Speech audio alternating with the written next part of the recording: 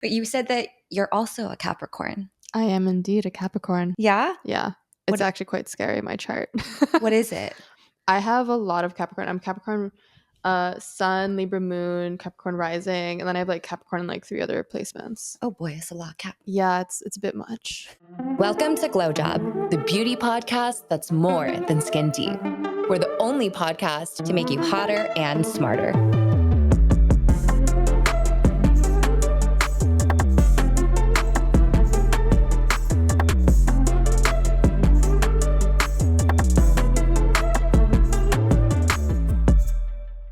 Do you feel like a Capricorn? Yeah. I'm a joke of a Capricorn. It's like a running joke. That's so funny because I'm an Aquarius, but I've never like felt like an Aquarius, if that makes sense. Like I don't know if I subscribe to that. Yeah. Jules does not subscribe You're to like, it. I'll believe it when I see it. Because they're supposed to be like a little spacey. And I think like believe in aliens. You're not spacey. I don't think that you're spacey. Okay. Is this a fluke? Yeah, that's fine.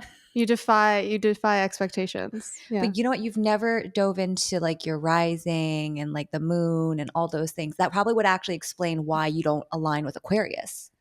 That's a good point. You see? Yeah. So I know I have it somewhere, like from CoStar from like back in the day. Yes, CoStar. Yes. And you split your time between New York and LA, right? Mm-hmm. Yeah, I flip-flop between them. So where would you say you feel most at home? I'm a New York girl through and through. LA, I have realized like this year is a place I live, but New York is my home. I also just think that in terms of beauty culture, I'm so much more of a New York girl. I love living in LA because no one bothers me and the food is excellent and I have a backyard.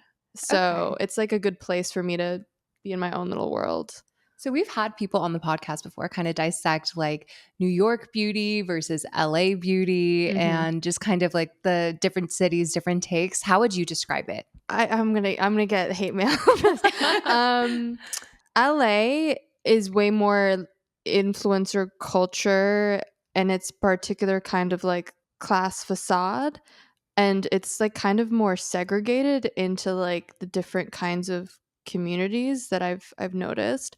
I think LA like natives, like people that grew up here, are some of the most stylish, kind, welcoming, cool people I've met. But I feel like a lot of the beauty culture here is like a lot of transplants like me, for sure. And it feels a little bit more transactional and everyone's beat to the gods. For some reason, everyone has a Birkin. And it just it feels a specific kind of way in terms of like the large production value influencer beauty events that I've gone to and seen. The fragrance and like niche culture events that are here, super cool, very indie underground. Sometimes they're literally just house parties. Love that. But you have to like know someone who knows someone to go to them. So a lot of people don't go to them. And in New York, you just like stumble across things all the time. I'm out every day there and I'm such an introvert. And it's just a little bit, it's just like collectivizes in a totally different way.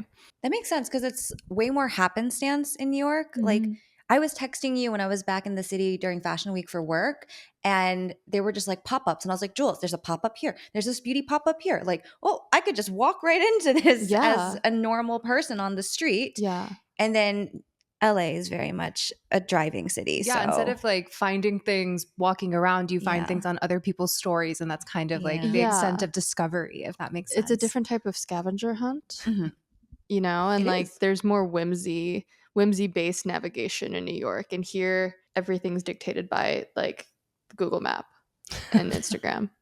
So. We are slaves to Google Maps out here. Yeah. Or what's the other one? The other app, Waze. Yes. Waze seems to be God. It is God. I hate it though. That interface sucks. I feel like the algorithm has not improved. No, it hasn't. It's funny when you talk about the difference or the nuance between the traditional beauty culture and then fragrance as a subsect of beauty, because you might lump them under the same category in your brain, but then when you look at the communities that actually make up these two cohorts, they're wildly different. So wildly different. It's fascinating. Beauty is its own universe, totally, 100%. And there's different brands and different subcultures within like the beautyverse as it exists. Fragrance itself is another universe within that universe, with little different planets of different mega influencers and different brands with their different budgets and their different stories, and the things that they produce or the people that they draw in are completely different. They might go into regular beautyverse sometimes. There is some overlap, but it's not that big. I have like a deep question for you. We recently did a reel on Instagram about how women who wear makeup, it's from a study from like a couple of years ago. I think it was 2016. Yeah, 2016 like study. Yeah. And basically in this study, they found that women who wear makeup earn more on average than women who do not wear makeup. And it's less of an attractive quality issue. It's more of a like perceived effort value. And so I wonder, now that you have written a whole book about this, do you feel like beauty is sort of like the currency that women are told to trade when we're like denied institutional power, agency, et cetera? Oh yeah, I see your head nodding. Yeah. I actually did like an art piece called Beauty is Capital because I 100% like believe that it is a currency that women are forced to utilize all the time. I made like these little challenger coins with my aphorisms on it. On one side it says beauty is terror, is beauty is terror, is beauty is terror. The other side is beauty is an act of care. And it has a snake eating its own tail, like an Ouroboros on it. And I gave out these coins to the first 75 readers for House of Beauty, but also I give it to people that do some of my beauty programming. All that being said, I'm like, yes, totally 100%. I agree with you. It's a form of social currency and what I guess political strategists would like to define as soft power, because it's an act of manipulation and social strategy to be able to utilize. And I don't think that's a bad thing. It's just what it is. And as you said before, like it has so much to do with professionalism and it's so much to do with perceived capacity. All of these things are tied into it. To it. It's never just like beauty skin deep. It's like many of these other factors. Yeah, and you often talk about like throughout the book that beauty isn't necessarily designed to make us feel beautiful. It's designed to sell more stuff, right? And kind of feed into this. So when you think about like your own journey as a writer, as an author, like when did this really like click for you? I feel like this was like my opening belief that beauty was like an act of terror. And by terror, I just mean it's like a form of control to have people act or produce their appearance in a certain way.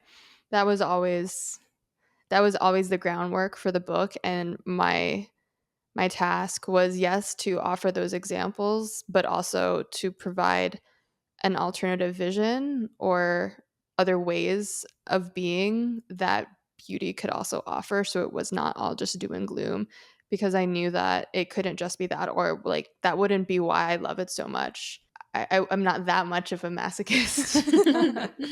So then was it very intentional then to make the book, basically it's a choose your own adventure book, which is so cool because that was not what I was expecting when I opened it. Honestly, me neither. Yeah. That was always part of the plan. I knew going in that I wanted to do a very unexpected structure narratively, because we have our set of expectations about what books about beauty usually are like. They're usually like memoristic, right?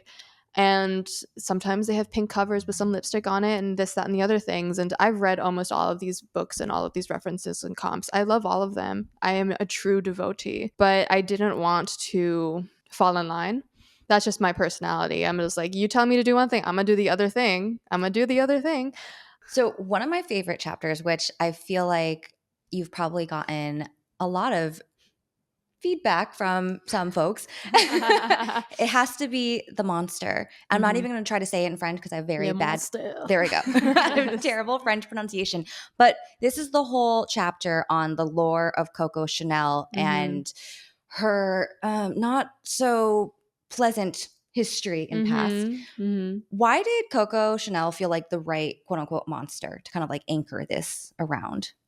She was my original muse. She's like I kind of describe her as like my favorite ex-girlfriend because I've always been obsessed with her. She's always been a foil of my other muse, Rei Kawakubo. When you research like the different ways modernity has been represented in women's fashion, it's always usually Coco Chanel and Rei Kawakubo. And I'm a Comme des Garçons stan. I love Rei deep down, 10 toes down. I am a collector. But I also am very fascinated with her foil, which is Coco Chanel and what she created and her archetype. And when I had researched her when I was like in high school, probably, I found out some of the history that I then go into in the House of Beauty. And I was just so confused as to why this woman with a very complicated past was like so reified and was like seen as like this ultimate arbiter of what being a fashionable, perhaps good woman is. And I think that good and fashionable don't have anything in common necessarily, of course. Like moral decisions and how well you dress have absolutely nothing in common. But there's always like a shortcut sometimes. Like people still want to look a certain way. I've always been fascinated with her. And the Chanel chapter was the chapter the book initially sold on.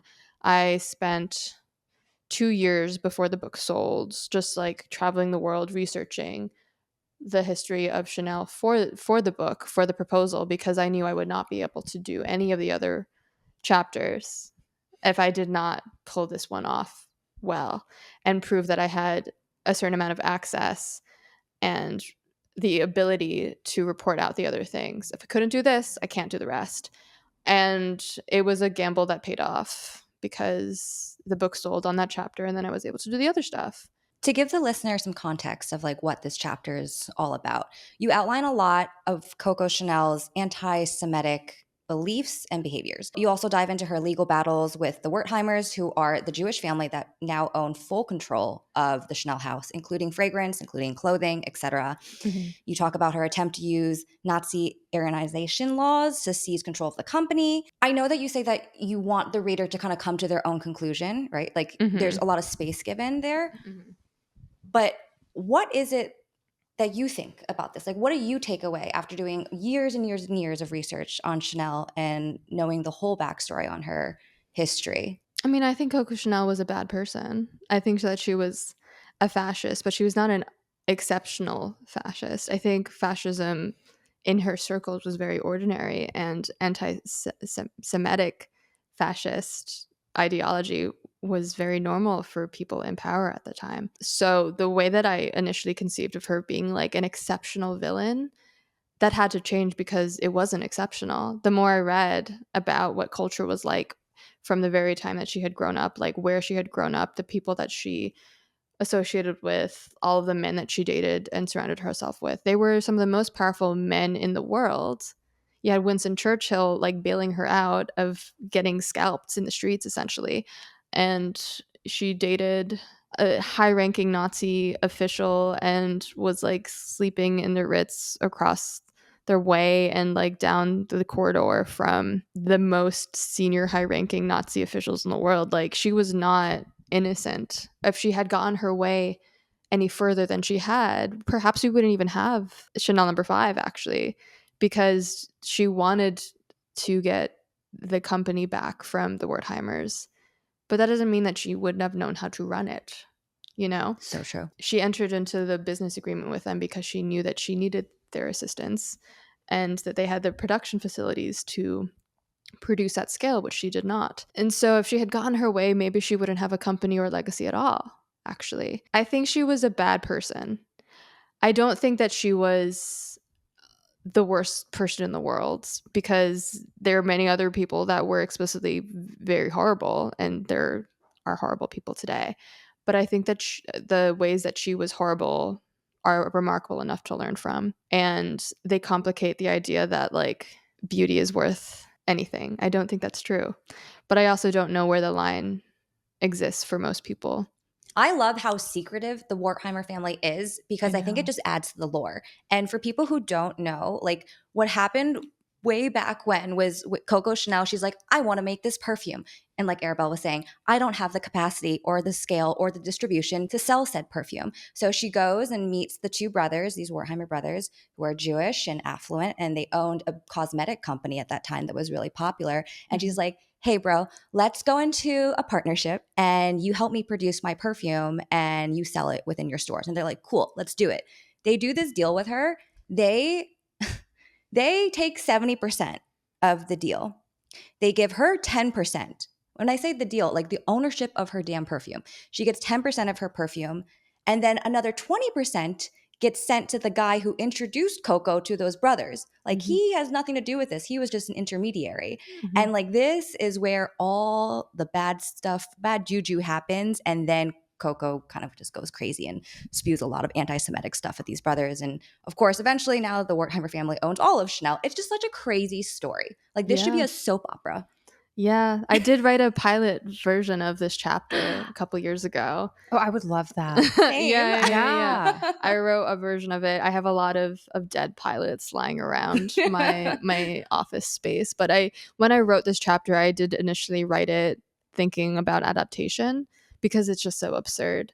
But also historical dramas are excruciatingly expensive to produce. And I don't think Hollywood is particularly brave about original IP currently. So I haven't bothered shopping it around really, but maybe that'll change now that the book is finally out. But yeah, I wrote this chapter specifically being like, this would be crazy as a dramatic serial. But I feel like you should still shop it around because there was a show recently, right, where Coco Chanel was, I forgot what it was called. Oh yeah, it was yeah, like a period drama. I saw that one. I had to stop watching it because it felt like someone was copying my homework a bit. And I don't mean that in a bad way. I mean, like they really did great research and references, and I could see their background. It was really well researched. I don't necessarily agree with how they decided to portray her slash. I thought it was a bit too generous to her, that version of the TV show. And they combined some real life characters into like one fictional one and this on the other thing. But yeah, I had to stop watching it because I was like, this like it's a bit too strange. So many people still like adore and idolize Coco Chanel, and like probably all of ourselves included, right? Like it's such a household name.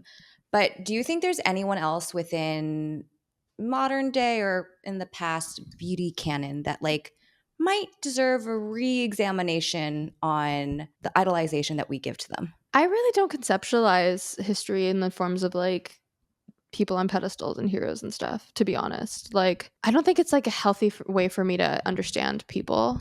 I think it's just for me being marinated in cancel culture for so long. I'm like, everyone will disappoint you eventually.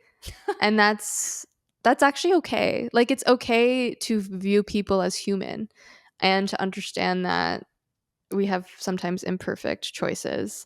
I think probably looking more into Dior would be really great for people because he's such a great foil for Chanel. Like he actually really was about resistance. He was so down bad to help with the French resistance in a way that Chanel was doing the exact opposite. So when we think of like, given, same circumstances or very similar circumstances, how do you act? Maybe be more like Dior and less like Chanel. But to be honest, I'm like, there's going to be problematic people across history, across fashion and beauty. There's no gods in this to me. They're just human beings and a lot of money at stake.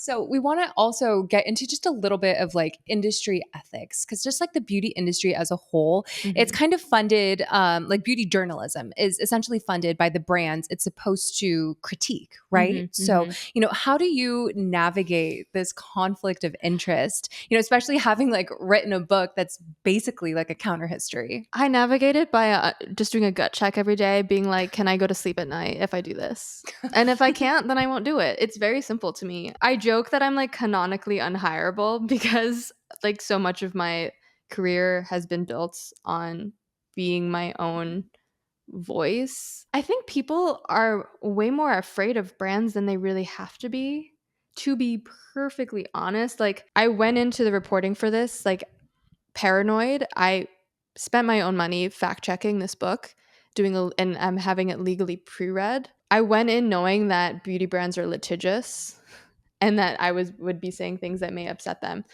And knowing that, I needed to be able to back up every single thing and every single line. And I did. I have not said anything in this book that I would apologize for because it was factual. And if I didn't have the facts behind it, I took it out. People ask me all the time, like, am I afraid of reporting critically? And I'm like, no, why should I be afraid of telling the truth? I'm not the one that behaved badly. You have a very distinct style of writing, which is like something that we both really appreciate. Because I think oftentimes, and this is again, no flack on beauty reporting, just beauty writing in general, but it can all feel sometimes like the same beat.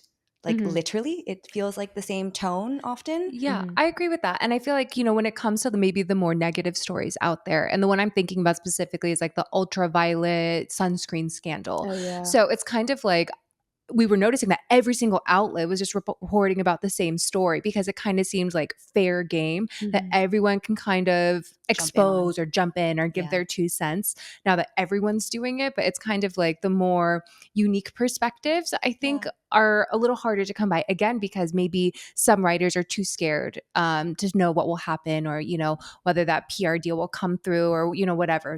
It's the hand that feeds you, right? So it's like these are the brands that are basically kind of inadvertently paying your paycheck because you're writing about them all the time. So if you say too much bad press about a particular brand, that probably means you're not going to get as many stories. Like it feeds itself. Yeah, It's a they might cycle. not buy ad space or whatever. Exactly. Right? There's no separation of church and state in publishing. No, none. It really isn't. And it's very, very glaringly obvious in beauty. You have been a part of the beauty industry for a while, and you've seen the good and the bad and the ugly and the beautiful. But if there were one part of the industry that you could burn forever, and then one part of the industry that you could save, what would those be? Playing God here is so stressful. Okay. I don't like an industry sector. I think that the inevitable like push for like child skincare and beauty products is like so grim. Like the new skincare face mask brand, like Rini. The Shea Mitchell line. Oh, we hate it. Yeah, I'm like, this is incredible villainous behavior. And there's like this one piece that was like, it's not a big deal, and I'm like, interesting take that if anyone's argument against or in defense of something is it's not that deep, I fear that they are on the losing side of the battle.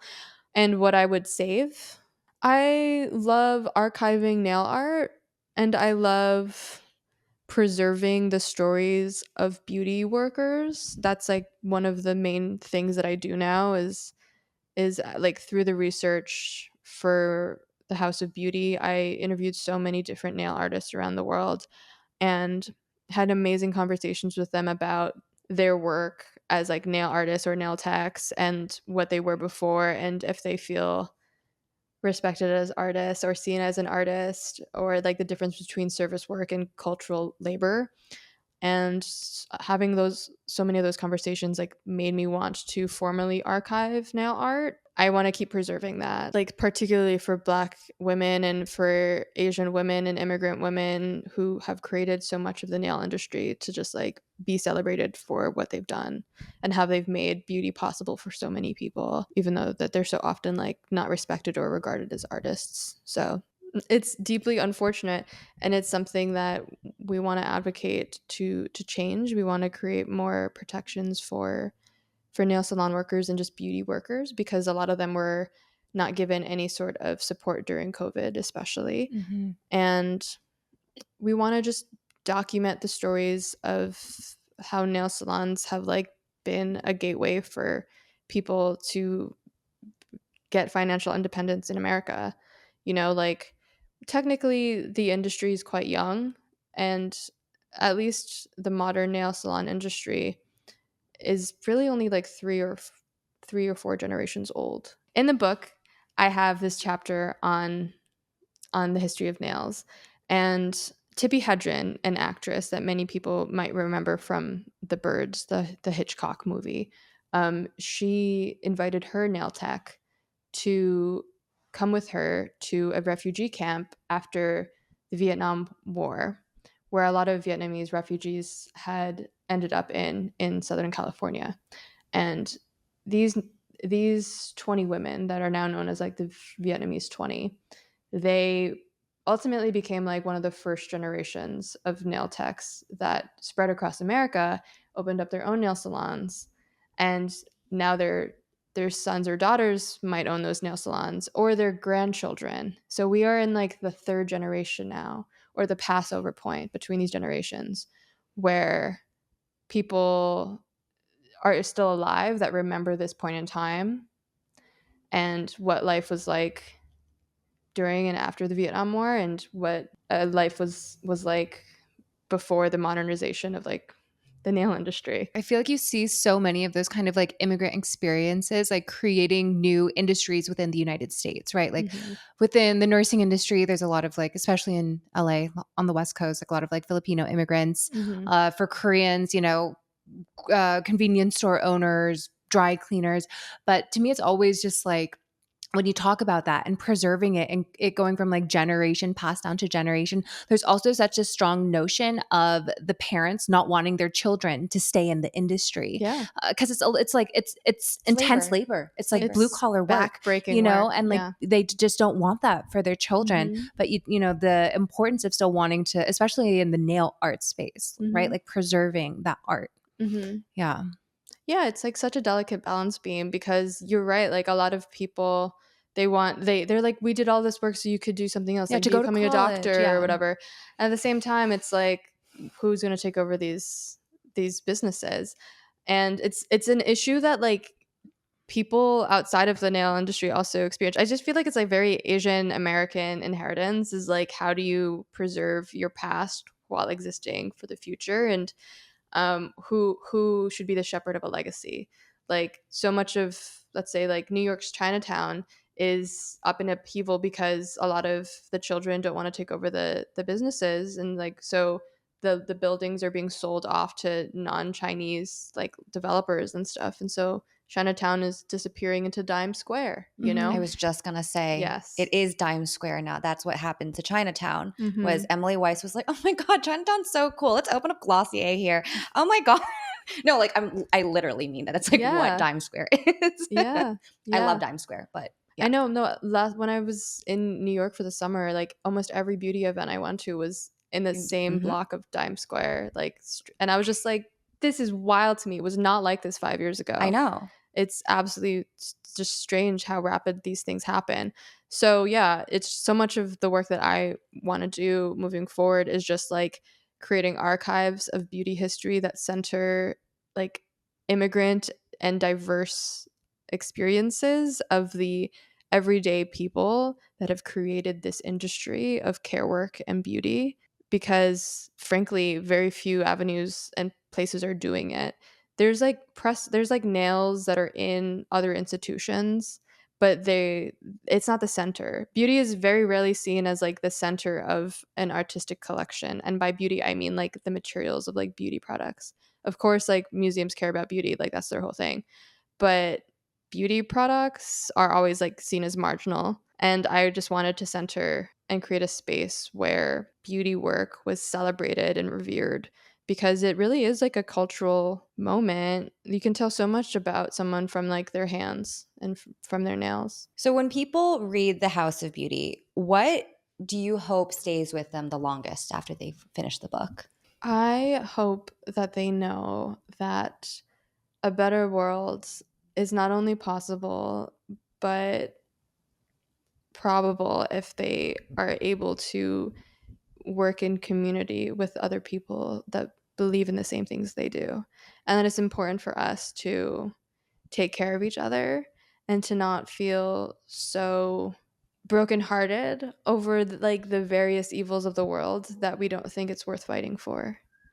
I think it's really important for us to hold our criticality in one hand and our heart in the other, and to know that like one is not bigger than the other. Like, you can move forward with both, and that you should. Like, there's no perfect solution to any of these problems, but we still have to work towards like something better regardless. And it takes all of us. It doesn't take just one perfect result. It takes every single result that we can come up with to move the needle. And like, that's okay. That means that the pressure isn't on you to solve everything. It means that you are part of the solve. So if you feel less lonely after reading this book, that's a good thing. I want you to know that you're not alone. All right, Arabelle. Well, to wrap things up, are you down for a little rapid fire? Sure. All right. Our first question. Mm-hmm. It's a marry kill. Okay. Would you marry kill your outfit, makeup, and hair? I would kill my outfit, marry my hair. The other one would be makeup. All right, next one. Are you more of a morning person or a night owl? I'm a night owl, 100%. That was a quick one. No pause. No, not a single pause. What's the last thing you do before you go to bed? I go take my dog for a walk. All right, let's talk products. What is your desert island must-have product? Deodorant. Yeah. Which Yeah. one? Actually, I ran out of the deodorants that I usually like, so I don't even remember right now. There's actually like a Dove refillable one that I really like, but I think it's discontinued. Oh, bummer. So, but a replacement one would be like Korean sunscreen. Desert Okay. Island product would be a Korean sunscreen before the tariffs hit. Which one is your favorite? I like what's the one with the white tube? The Beauty Just On. That one. The Beauty Just OG. On one. Yes, Yes. yeah. I love the OGs. They're so good. Often imitated, never replicated. Until we get Tinsel approved. I know. Yeah. Which will happen next year. So I'm Okay. excited. Yeah, looking forward to it. Yeah, let's keep our fingers crossed. What is your most repurchased skincare, makeup, hair care product, beauty product in general? The one that I love, the Clean It Vanilla Balm. I really Okay. love like a cleansing balm, and I will always revert back to getting a cleansing balm and putting it in my routine. Like, I need a cleansing balm. And then what is your best drugstore find? I love Jergens lotion, like the huge tub with a pump of Jergens lotion, and like Vanny Cream cleanser. Very good products. You know, Jane the chemist also really loved Jergens, right? She was like, Yeah, she was gung-ho. obsessed. Yeah, she Yeah. keeps one in every single purse, she said. Yeah, no, I am very picky. My wife and I are both very picky about body lotions. And so the Jergens one is the only one we like to use outside of like the L'Occitane body cream. So, Yeah. You know, I'm trying to do like a project pan right now Mhm. with all my stuff. And I don't think I'll ever get okay, regardless. But like I need to try this like Jergens lotion next after I Yeah. got like my husband is a hoarder and Mhm. like he likes to stockpile things. And I once mentioned that I like the Kiehl's body cream.